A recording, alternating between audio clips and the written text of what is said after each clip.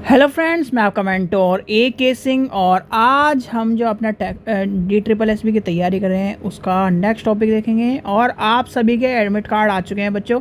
अब आप परेशान ना हो। बहुत सारे बच्चे परेशान हो रहे थे। कल ऐसा हुआ था कि मेरे पास भी मैसेज आया था, सभी के पास, जितने मैंने जानने वाले हैं उनके पास मैसेज आते ही और साइट पर नोटिस आते ही मैंने आपके लिए सबके लिए वीडियो बना दी थी। तो बच्चे हो रहे थे परेशान, यानी DSSB ने उस टाइम करा था एक तरह से मजाक। सीधे सीधे बात है, एडमिट कार्ड आए हैं, यानी कि मैसेज आना शुरू हुआ था 6 से 7 के बीच में, और एडमिट कार्ड आपके आए हैं 11 से 12 के बीच में, यानी कि 5 से 6 घंटे बाद आपके एडमिट कार्ड साइट पर अपलोड हुए हैं। तो इस चीज़ के लिए अगर आपको परेशानी हुई है तो सॉरी, पर आपके एडमिट कार्ड अब आ चुके हैं। जिसको भी कोई भी दिक्कत हो रही है एडमिट कार्ड डाउनलोड कर ले। और एडमिट कार्ड की मैंने आपको अप टू डेट डे भी दिए। एडमिट कार्ड में आपको कुछ नहीं डालना, एप्लीकेशन नंबर डालना और अपनी डेट ऑफ बर्थ डालनी। डेट ऑफ बर्थ जैसे मान लीजिए किसी की 1 जनवरी 1990 है तो उसको डालना 01/ ये भी स्लैश भी डालना पड़ेगा आपको, 01/1999 ऐसे डालनी है आपकी डेट ऑफ बर्थ, तब आपका एडमिट कार्ड खुलेगा। ठीक है। और एडमिट कार्ड में देख लेना आपका कहाँ, यानी कि ज़्यादातर पेपर एक तो नोएडा में 62 में है और दूसरा सरिता विहार में है, तो इस चीज़ का ध्यान रखना। मैंने ही फॉर्म भर रखा तो मेरा है 3rd शिफ्ट में सरिता विहार में। जो भी मिलना चाहे तो मिल सकते हैं वहाँ पर, क्योंकि भाई पेपर तो देख ही ले, जॉब तो करनी ही नहीं है। ठीक है। वैसे ही पिछली बार मेरा लाइब्रेरी का पेपर क्लियर था और जो पेपर पार्ट 1 होता है उसमें 39 नंबर आए थे, यानी कि 39 पॉइंट कुछ थे। तो इसलिए पेपर मैं देखना चाहता हूँ तो पेपर देख लेंगे, कोई कुछ नहीं जा रहा। ठीक है। चलिए, तो जिसे मिलना है मिल सकते हैं, हम वहाँ पर मिलेंगे। तो चलिए, आज का टॉपिक क्या है हमारा? आज का टॉपिक था हमारा RTI और IT एक्ट के बारे में जानना था, जिसके ऊपर आपका एक से क्वेश्चन मिलता ही है। सॉरी, ठीक है। तो आज का टॉपिक क्या है? RTI। लिख लीजिए, पूरा टॉपिक लिखते हैं हम, RTI एक्ट। और दूसरा क्या है हमारा? IT act. ये दोनों आपके लाइब्रेरी से जुड़े हुए हैं और आपके कहीं ना कहीं पूछे जाते हैं। सबसे पहले लेके चलते हैं RTI। RTI आया किस लिए, यानी कि RTI एक्ट को लाया किस लिए गया था? RTI एक्ट को लाने का एक यही उद्देश्य था कि सरकार जो भी चीज़ करती थी, जो भी घपले करती थी, या फिर एक तरह से जो भी अपनी नीतियाँ बनाती थी, उसमें क्या होता था, किसी भी जो, जैसे मान लीजिए आपको सरकार के बारे में पता करना है कितना पैसा लगाया किसी प्रोजेक्ट में, और सरकार ने एक एस्टिमेट दे दिया कि यहाँ पर इतना पैसा लगा, तो और वो कह रही कि हम तो नहीं बताएंगे। तो यही सब चीज़ों को देखते हुए RTI एक्ट आया था, यानी कि राइट टू इन्फॉर्मेशन, कि हमारी इन्फॉर्मेशन हमें प्राप्त करने का अधिकार है। और ये ऑनरेबल सुप्रीम कोर्ट का आदेश था, यानी कॉन्स्टिट्यूशन जो इंडिया है, कॉन्स्टिट्यूशन के इंडिया में राइट टू इन्फॉर्मेशन को ऐड करने का ऑनरेबल सुप्रीम कोर्ट ने रिकमेंडेशन दिया था और एक तरह से फंडामेंटल राइट करा गया था। और ये कौन से आर्टिकल में है? आर्टिकल भी आपको पता होना चाहिए। पहले बात तो आपको पता होना चाहिए राइट टू, ये RTI आया कब, याद रखना। RTI आया 2005 में। ये क्वेश्चन पूछा जाते हैं, जो सिंपल से क्वेश्चन है। फिर RTI एक्ट के कॉन्स्टिट्यूशन के, यानी कि इसके अंडर में, यानी कि आपका जो है आर्टिकल 19 और आपका जो आर्टिकल है आर्टिकल 21 के अंदर में आपको, यानी कि 21 क्या कहता है? स्वतंत्रता का अधिकार। और 19 क्या कहता है? कोई बता सकता है 19 क्या कहता है? Freedom of speech. क्या कहता है? Freedom of speech and expression guarantee by the constitution 19 में कहता है। और नेसेसरी जो right to life and right to, जो आपकी स्वतंत्रता का अधिकार है, वो कहता है 21।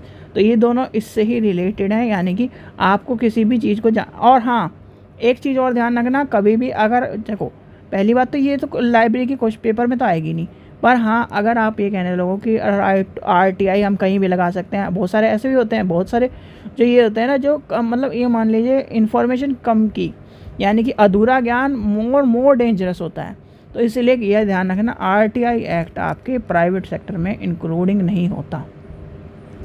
जैसे कि आपकी प्राइवेट यूनिवर्सिटी है कोई भी, प्राइवेट यूनिवर्सिटी XYZ कोई भी मान लो, तो अगर आप उस पर RTI लगा के उससे की इन्फॉर्मेशन पूछने लगो, जैसे बहुत सारे बच्चे सोचते हैं कि PhD के एंट्रेंस में वो अपने अपने वालों को ले लेते हैं, यानी कि अपने अपने स्टूडेंट को ले लेते हैं, हमें नहीं ले लेते, हम RTI लगा देंगे।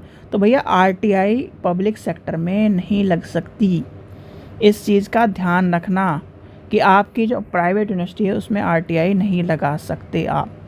ठीक है बच्चों, तो ये ध्यान रखना। RTI एक्ट जो है वो 2005 में आया।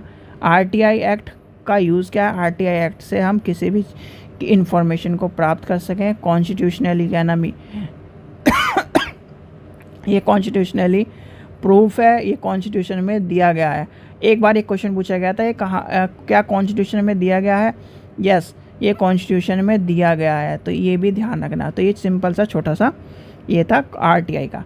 अब आता है IT एक्ट, यानी कि IT एक्ट। और एक चीज़ और, RTI एक्ट में वही सारे जो कमीशन हमने पढ़े थे ना, central commission, central information commission, state commission, regulation commission, public administration commission, power commission, liberty commission, ये मिसलेनियस कमीशन, ये सारे आ जाएंगे। इसमें भी 6 चैप्टर हैं, क्या नाम 6 चैप्टर के बारे में, वही central commission, state commission, power of fundamental information, कमिश्नरी कमीशन, ये सारे आ जाएंगे। अब आता है आपका IT एक्ट, यानी कि IT एक्ट। आपसे क्वेश्चन पूछा जाता है कि IT एक्ट, देखो पूछा जाता है क्या, अभी बताता हूँ मैं। RTI एक्ट, IT एक्ट, और कौन सा आता है आपका copyright act, RIGHT right act, और ये हो गया पेटेंट एक्ट। ये कब आया? अब आपको बताना है। ये आपका 1970 में आया। कॉपीराइट एक्ट कब आया? 1950। बताइए जल्दी, कल ही कराया है, कल, यानी कि एक दिन भी यानी ज़्यादा नहीं हुआ है। आपको पता होना चाहिए कब आया। 19 कितना था बताओ, चलो 1950 के आगे बता दो, क्या था? 6 था, 7 था, 1957। और ये RTI कब आया? 2005। IT एक्ट कब आया? IT एक्ट, अब जो IT एक्ट है आपका वो कब आया बताओ? IT एक्ट जिसके अंदर IT एक्ट काम करते रहते हैं, वो कब आया? 2002 में। ये ध्यान रखना। और यही क्वेश्चन आपसे पूछा जाता है, ये पूछा जाता है क्रॉनिकली ऑर्डर से, आप इसे लगाओ, इनके डेट बताओ, मैच द फॉलोइंग करवा देगा। यानी कि आपको मैं 4 तरह का क्वेश्चन बताता हूँ। या तो क्रॉनिकल ऑर्डर से आएगा ये क्वेश्चन, मैच द फॉलोइंग से आ जाएगा, या सिंगल आपसे कॉपीराइट एक्ट कब आया ये पूछा जाएगा, IT एक्ट कब आया ये पूछा जाएगा। इस तरह से क्वेश्चन पूछे जाते हैं, तो इसलिए इस चीज़ का ध्यान रखना। अब आता है IT एक्ट की कहानी, यानी IT एक्ट की कहानी लेके चलते हैं। ये आपको 1 मिनट रुकिए, इस पेज को आगे छोड़ देते हैं, आगे चलते हैं। ठीक है, IT एक्ट। अब IT एक्ट क्या है? IT एक्ट कब आया? सबसे पहले कहानी आती है। IT एक्ट है क्या? इंफॉर्मेशन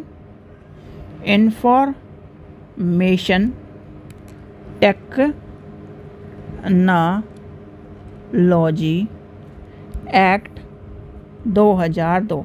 मान लीजिए आप कर रहे हो UPI, किसी को मान लीजिए UPI करो, ठीक है। UPI में आपका UPI हो गया फेल, ठीक है। आपने कहा कि XYZ आदमी को, यानी कि आपके अपने मित्र को, कि मेरे UPI नहीं चल रहा, तो अपने फ़ोन में खोल ले, और आपने उसका पासवर्ड वासवर्ड सब कुछ बता दिया। और वो क्या कर रहा है, उसने आपको कहा था कि आपने उसे कहा था कि 2000 रुपये अपने रख कर और बंद कर देना या डिलीट कर देना। उसने आपका सारा बैंक अकाउंट खाली कर दिया। तो आप कहाँ जाओगे, किस में कंप्लेन करोगे? IT एक्ट, यानी कि IT सेल में ही कंप्लेन करी जाएगी। जितनी भी इंफॉर्मेशन जो IT एक्ट के अंदर आती हैं, यानी कि ये एक IT एक्ट जो है उसमें आपकी सब चीज़ें आती हैं। IT क्रिमिनोलॉजी भी आती है, IT इंफॉर्मेशन नॉलेज भी आती है, यानी कि IT एक्ट या IT सेल के अंदर ही आपका सारी, यानी कि जिसमें आपका इंटरनेट जुड़ गया वो IT एक्ट के अंदर आ गया। यानी कि आपकी इन्फॉर्मेशन प्राप्त करना, सूचना को प्राप्त करना IT एक्ट के अंदर है, या इन्फॉर्मेशन प्राप्त करना IT एक्ट। जैसे RTI है वैसे ही आपकी IT एक्ट के अंदर भी इन्फॉर्मेशन प्राप्त करने का आपका अधिकार है, पर वो भी इंफॉर्मेशन टेक्नोलॉजी एक्ट के अंदर। अब आया कब? ये 2002 में आया। तो ठीक है, 2002 में आया। फिर इसका क्या होता है, इसमें होता है जो डाटा है, इंफॉर्मेशन है, ऑर्गेनाइजेशन है, डिजिटल सिग्नेचर है, ये सारे क्या होते हैं, रिकॉर्ड के तौर पर यूज़ करे जा सकते हैं। पर अगर आप इनका मिसयूज़ करते हो या मिसयूज़ करके किसी को फर्जी करते हो तो आपको इसका नेगेटिव इम्पैक्ट पड़ेगा। यानी कि आईटी एक्ट के अंदर बहुत सारी चीज़ें आती हैं। यानी कि जितना भी इंटरनेट पर मामला है, यानी कि ए से लेकर जेड तक, A to Z जितना भी इंटरनेट पर सामान है वो सारा आईटी एक्ट के अंदर आएगा। यानी कि आईटी एक्ट के अंदर यूजेबल होगा। उसकी फिर आती है सिक्योरिटी के बाद, सर्टिफिकेशन और ऑथराइजेशन के बाद, ये सारा आपका आईटी एक्ट में। और ये किसके अंडर आता है, मिनिस्ट्री ऑफ इलेक्ट्रॉनिक गवर्नमेंट्स के अंदर आता है, ये भी ध्यान रखना। ठीक है, तो ये सब जो है आपका आईटी एक्ट के अंदर आया। जैसे साइबर क्राइम आता है, साइबर क्राइम में क्या होता है, कहते हैं ना साइबर क्राइम हो गया, क्या ना मेरे पैसे चोरी कर लिए, बहुत सारे आपने देखा होगा कि पैसे का घपला हो जाता है, तो किसके पास जाता है, आप जब जाओगे पुलिस स्टेशन में तो वो क्या कहेंगे, ये आईटी वालों का डिपार्टमेंट है, ये आईटी, आपको आईटी कंप्लेन करनी पड़ेगी। तो ये सब चीज़ें होती हैं आईटी एक्ट के अंदर। ठीक है, तो ये आपको ध्यान रखना है। और आपको मैंने बता दिया, ये वाली चीज़ ज़रूर कर लेना, ये चीज़ आपको पता होनी चाहिए। इसका स्क्रीनशॉट ले लो या फिर कहीं लिख के रख लो। ठीक है बच्चों, आशा करता हूँ आपको वीडियो पसंद आई। वीडियो पसंद आई तो लाइक करें, चैनल को सब्सक्राइब करें, वीडियो को ज़्यादा से शेयर करें। एडमिट कार्ड आ चुके हैं, डाउनलोड कर लो। और आपकी एडमिट अभी मैं बता दूंगा आपको, कल संडे है, कल आपका बहुत सारे बच्चों का ईपीएफओ का पेपर होगा, तो ईपीएफओ का पेपर दो। उसके बाद मंडे या ट्यूसडे को आपको सारी इन्फॉर्मेशन पेपर, यानी पेपर में क्या करना है, किस तरह क्या क्या सामान लेके जाना है, ड्रेस कोड क्या करना है, सब कुछ मैं आपको बता दूंगा। ठीक है बच्चों, थैंक यू।